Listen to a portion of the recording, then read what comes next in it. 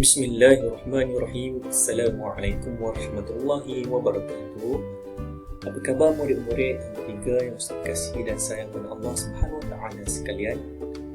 Ustaz doakan kamu semua sihat walafiat di samping keluarga yang tersayang di musim PKPB insya-Allah. Untuk pertemuan kali ini Ustaz akan sentuh berkaitan dengan bidang sirah di bawah tajuk Nabi Muhammad sallallahu alaihi wasallam dan masyarakat Mekah. Sebelum Ustaz pergi lebih jauh, Ustaz ingatkan kamu bersedia di depan kamu buku teks sirah ke surat 114. Okey, untuk memulakan sesi pembelajaran kita pada hari ini, kita mulakan dengan doa sebelum belajar. A'udzubillahi as-sami'il 'alim minasyaitonir rajim. Bismillahirrahmanirrahim.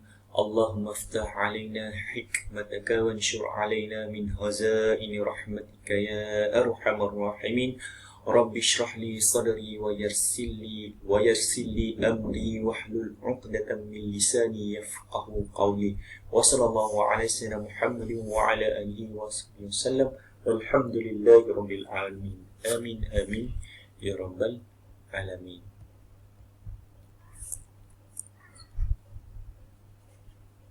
Okey, baik.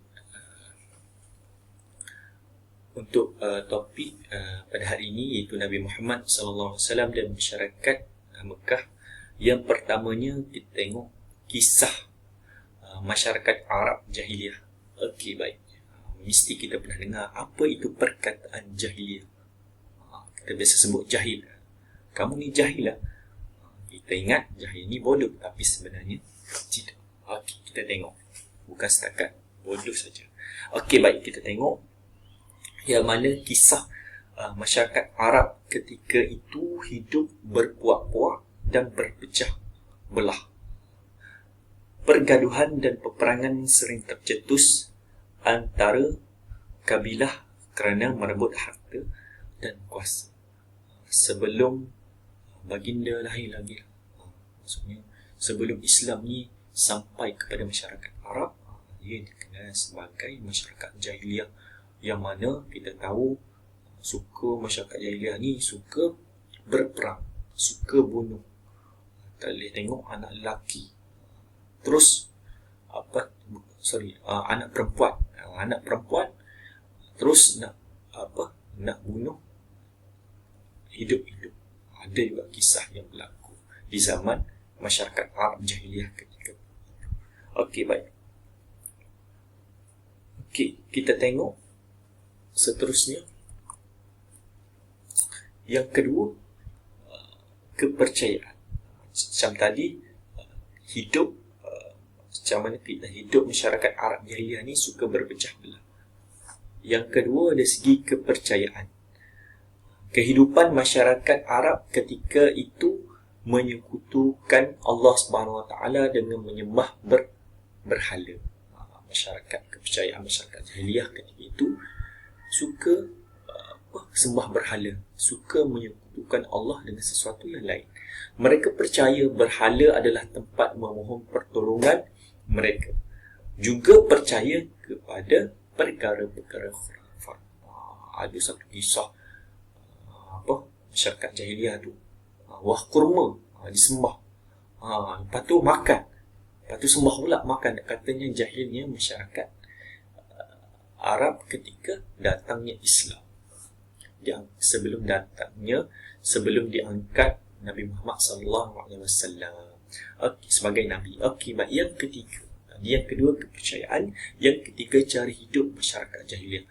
Mereka suka minum arak, berjudi, berbohong dan menilik nasib. Mereka juga membunuh anak perempuan. Kita tengok tadi saya ada sebut dah. Cara hidup mereka ni suka sangat minum arak, berjudi, berbohong dan juga bunuh anak perempuan. Dahsyatnya kehidupan masyarakat Arab jahiliyah ketika itu. Okey, baik, kita tengok bagaimana kepribadian Nabi Muhammad sallallahu alaihi wasallam sebelum baginda diangkat menjadi rasul. Yang pertama, Nabi adalah bersikap dengan sikap amanah. Boleh dipercayai. Maksudnya amanah ni terkenal dengan sifat amanah sehingga diberikan kepercayaan menguruskan perniagaan Siti Khadijah. Sebagaimana kita tahu, Siti Khadijah ni adalah isteri baginda sallallahu alaihi wasallam. Sebelum baginda menjadi suami kepada Siti Khadijah, Nabi telah bantu Khadijah dalam perniagaan. Sebab itulah Khadijah tertarik dengan akhlak yang mulia baginda Muhammad sallallahu alaihi wasallam. Okey, baik, yang kedua, sentiasa bercakap benar dan adil. Nabi Muhammad sallallahu alaihi wasallam tidak pernah berbohong dan pilih kasih. Sifat terpuji ini menyebabkan baginda diberi kepercayaan mengadili perbalahan antara kabilah ketika meletakkan Hajarul Aswad.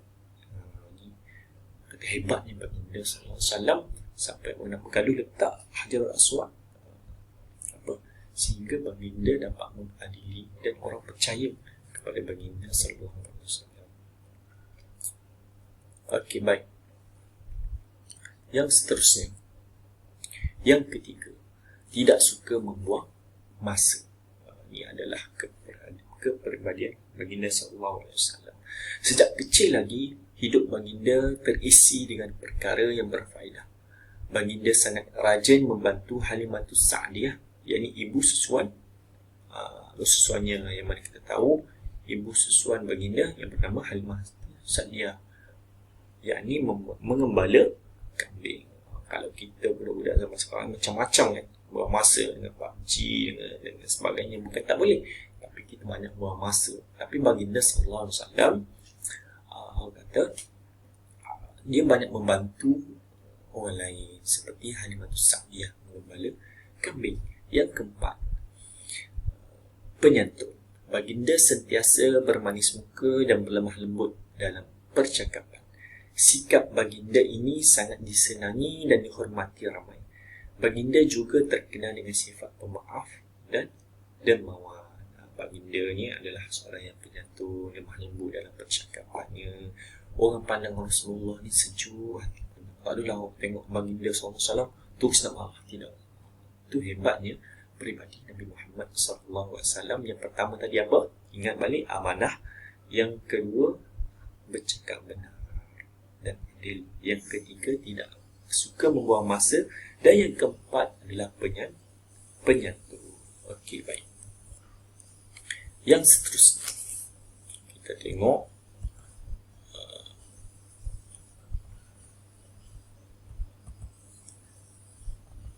tengok bagaimana kepribadian Nabi Muhammad SAW dalam menghadapi penentangan masyarakat Mekah. Yang pertama, Nabi ini adalah sabar dan tabah. Nabi ini sabar nak menghadapi tentangan yang hebat daripada masyarakat Mekah ni. Kesabaran adalah perkara penting. Yang mana kisahnya Abu Lahab, bapa saudara Nabi Muhammad SAW dan isterinya, menentang dakwah baginda. Mereka menggelar Nabi Muhammad SAW sebagai pendusta. Namun baginda tidak patah semangat dan sentiasa berbuat baik kepada mereka. Walaupun Nabi ni buat macam-macam, difitnah, digelar macam-macam dusta dan sebagainya, tapi Nabi tetap berbuat baik. Yang kedua, berpendirian teguh. Bagaimana Nabi Muhammad SAW ditawarkan harta yang banyak juga jika menyembah berhala. Baginda menolak tawaran tersebut dengan tegas dan meneruskan dakwah dengan cekal. Nabi ni sentiasa teguh prinsipnya. Okey, baik. Yang ketiga, bijak merancang. Baginda diperintahkan oleh Allah berhijrah ke mana? Ke Madinah. Ketika Abu Jahal dan sekutunya merancang membunuh Nabi Muhammad SAW, baginda memilih jalan keselamatan untuk ke Madinah, walaupun Madinah terletak di utara Mekah, untuk mengelirukan musuh. Sampainya Madinah, baginda merancang usaha dakwah yang lebih luas. bagaimana peristiwa hijrah baginda daripada Mekah ke Madinah. Nabi sebenarnya bukan orang kata bukan jadi pelarian, tapi baginda sebenarnya dijemput oleh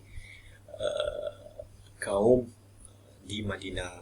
Itulah kisahnya bagaimana peribadi Rasulullah ni sabar dan tabah, berpendirian teguh dan juga bijak merancang.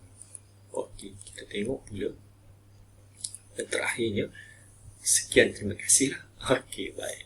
Okey, yang mana kita tahu baginda SAW ni adalah insan terpilih, insan yang kata kekasih Allah Subhanahu Wa Taala. Okey, baik. Dan juga kita tak sekarang ni 2 hari lagi kisah mana kita tahu peristiwa Maulidur Rasul, kelahiran Nabi Muhammad SAW. Kita pun belajar berkaitan dengan Nabi Muhammad SAW. Jadi kita kena perbanyakkan berselawat kepada baginda SAW. Nabi telah bersabda, barang siapa mensalla alayya salat. Nabi kata, siapa yang berselawat kepadaku satu sekali, ganjarannya apa? 10 kali Allah berselawat kepadanya. Jadi besar kata kelebihan orang yang suka berselawat kepada baginda SAW. Jadi jom kita berselawat sama-sama. Sallallahu ala Muhammad, sallallahu alaihi wasallam, sallallahu ala Muhammad, sallallahu alaihi wasallam, sallu ala Nabi. Okey, untuk terakhirnya dari Ustaz, Ustaz ingatkan, nanti Ustaz akan sediakan soalan kepada kamu dalam Google Classroom.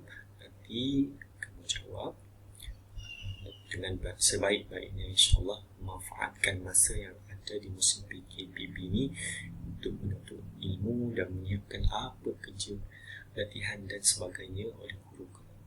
InsyaAllah kita jumpa di pertemuan akan datang. Wabillahi taufiq wal hidayah. Assalamualaikum warahmatullahi wabarakatuh.